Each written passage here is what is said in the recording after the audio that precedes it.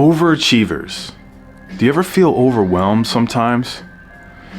You know, you want to keep a high vibration, you want to stay positive, but you just feel overburdened, overworked, tired, stressed, and you just want to let it all out, and you want to vent. Well, that's exactly what I did yesterday, and I turned on the camera before I did it. Now, I'm going to share this. I don't want to share this, and I think it's a little embarrassing. That's one of the reasons why I'm going to share it anyway. And the other reason why I'm going to share this video is because I want to break down why this kind of cathartic release can be very good, and also switching the mindset, allowing you to have that release valve. So, especially in the chaotic times that we live in today, all right? It's almost inevitable that you're gonna feel this way. You're gonna feel some type of frustration and overwhelm, some anxiety. And if this is a little too much for you, stick around, fast forward to the end if it's too much, because there's some foul language. Just wanna let you know that up front. But I do wanna break down why this can bring clarity for you, so stick around to the end. All right? I'm fed up with that bullshit. There's a lot of bullshit in life to deal with. It's like a never-ending agglomeration or amalgamation. Like, I'm too tired to even decipher the difference between those two words that I use, that I don't even know if they're appropriate to use. But it's just the constant stacking on of bullshit on top of more bullshit. And what you have now is a hole so deep, it seems like it would be too much to even try to dig yourself up out of it. So you sit here, and the reason why I'm saying all this is because there's things that I want to do, but I got to spend all my time working to pay bills that I can barely afford, even though I'm spending all my time working. We're getting tired of this shit. There's a certain way that I want my life to be, and it's just not panning out. So that's why I feel a little bit frustrated right now. It's like, how many bills can you charge a motherfucker? Damn. How many things do we gotta pay for in this fucking world? You know, it'd be one thing. I wish I was living in the jungle somewhere, building my own, shelter, hunting for food, instead of going to the grocery store. And that kind of life is hard labor, but it seems simple compared to this shit. Car insurance, taxes, and inflation. You don't have inflation in wilderness. If you just go live in the wilderness and you hunt your food, the inflation is going to make some more arrows, building a fire, going to get water. This modern world is so bullshit. It's stupid. We drive around on the freeway in our metal coffins. Most people don't even have a human spirit anymore. They're just the shell of the original selves. You turn into NPCs. Go to the grocery store, you see how people are just bloated and poisoned by all the food that they sell in the grocery store that they don't even sell in other countries. And then these people eat all these foods and they're stuffed full of pharmaceutical medications. And the United States is one of the only countries that is allowed to advertise pharmaceutical drugs on the television to its citizens. Isn't that crazy? I don't want to live here anymore, dude. I've had it. This is like, it's like, I don't know, it just feels like death to me. It's like, this is a death trap. They even take money from you. They're even taking your money when you die. You can't even die in peace. You gotta pay to get buried. You gotta pay for everything, man. They're gonna figure out a way to make you pay for oxygen because they're letting you breathe. They're gonna figure out a way to make you pay for air. Man, it's crazy. You get charged you get taxed because you get a paycheck. They automatically tax your check. And then you go to the store and you spend your money on the price of inflated food, and then they have the nerve to throw tax on that too. You need to buy a vehicle to get to work. Guess what? You pay tax on the vehicle that you bought, right? But guess what? Depending on what state you're in, you're gonna pay more taxes just for owning the vehicle. Crazy, right?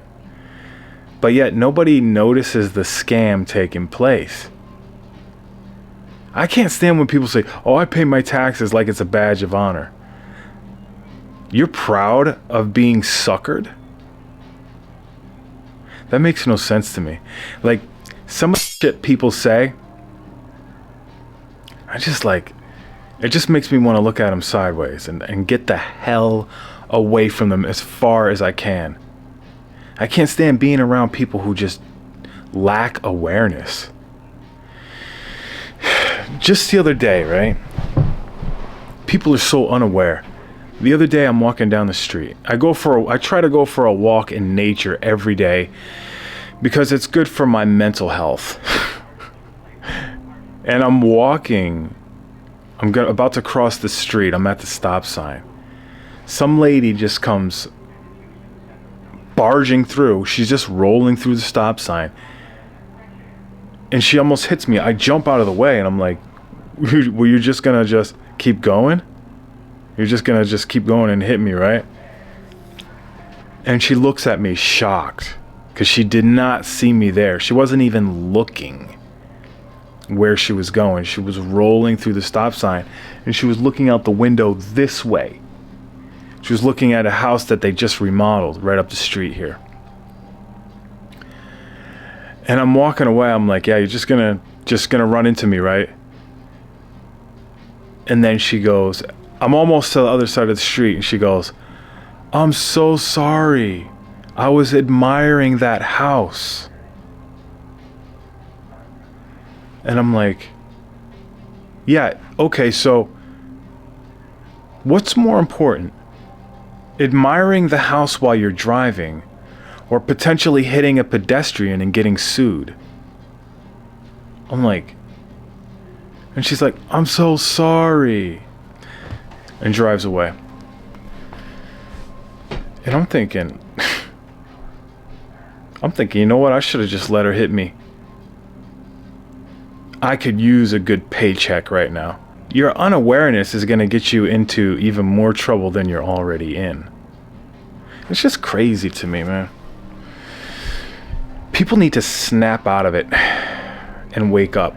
You know, this is kind of a ranty video about me being sick of the bullshit, but the reality is you can't be positive all the time. It's so unrealistic. I've been looking into the law of assumption and listening to Neville Goddard. And in practice, it's good. I understand assuming the position that you want to be in. And I understand you should be in a certain emotional state in order to attract things to you, favorable things. Because in the emotional state that I'm in right now, what am I going to attract? Just more people to commiserate with me, being negative and complaining? When you complain, you attract people who want to complain as well. And then it becomes one big pissing contest of who can complain about the most. A complete waste and a complete race to the bottom. You know, I used to live in Florida. And I always have these flashbacks of certain areas that I would drive through and places that I would always go to. For the first couple of weeks that I moved back up here to Connecticut, I was having dreams that I was driving home. I was in Florida driving home to where I was living. And then I would wake up and be like, damn. Because I don't like cold weather. And up here in Connecticut, it's just, we don't even get real summers up here. Another thing for me to complain about. But listen, I'm wearing hoodies all June. We're in the middle of June right now. We're in the middle of June. I got hoodies on, sweatshirts on every single day. The heat, I got my space heater on in June. This shit is crazy to me. I don't remember it being this cold. Like, what's going on? What are they doing? Like, what's going on with the weather? Regardless, we don't get summers up here, and I need to get into a sauna. My body needs to detoxify. We're burdened with so many chemicals. If you don't sweat on a regular basis, it's going to affect your mood, your emotions, your energy levels. And I can feel it in me right now. I haven't been able to break sweat since I was in Florida. Just a lot of shit I'm sick of. This is a natural negative mind frame that I fall into from time to time. Oh, and this is another thing that I had done different the past couple of days. This might have something to do to it. I've been drinking coffee again the past couple of days. Maybe it's the coffee. Maybe I gotta stop drinking coffee altogether. That's it. People don't realize how caffeine affects your mood. It's a straight up drug, just like any other drug.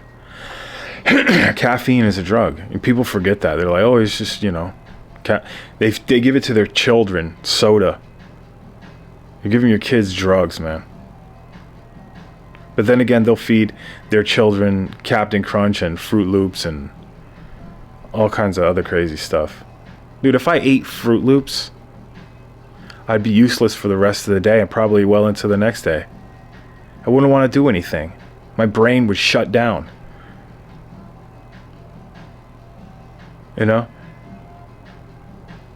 ADD and things like that, or these diagnoses are like skyrocketing, and you wonder why.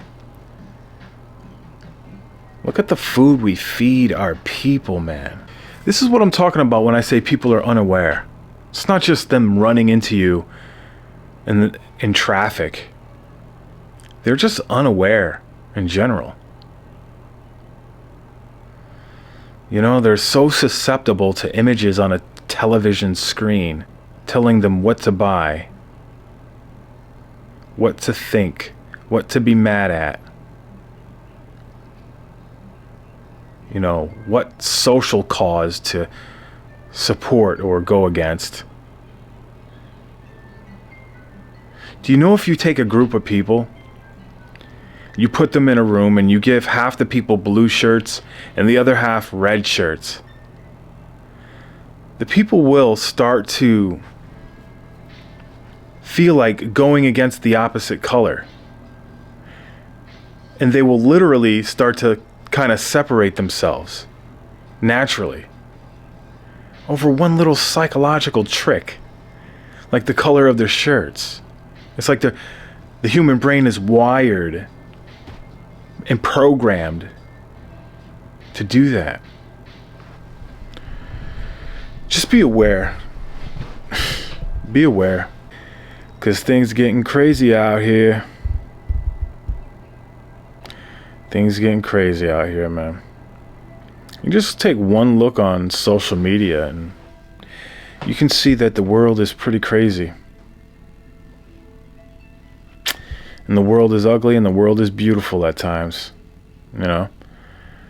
And I don't think it's realistic to only look at the beauty in the world and turn away from the ugly. You need that negative and positive charge. Everything is there for a reason. I apologize for the quality of this video. Just having one of those days where I just don't feel like doing a damn thing. I don't feel like working. I work 7 days a week and I'm tired of it. I want to sit down and I want to read a good book. I want to go outside and sweat.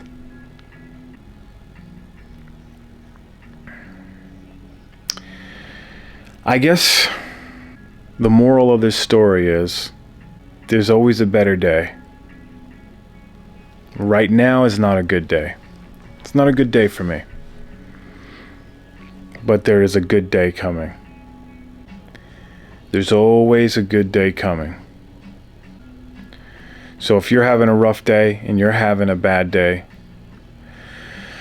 just remember, the sun always makes its way through. So take a break and then do what you got to do to get to the next level.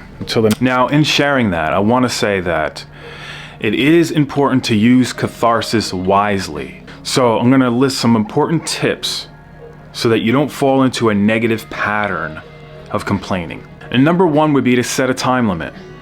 Don't go past 30 minutes doing this. I would say 10 to 20 minutes is more than enough time to vent frustrations.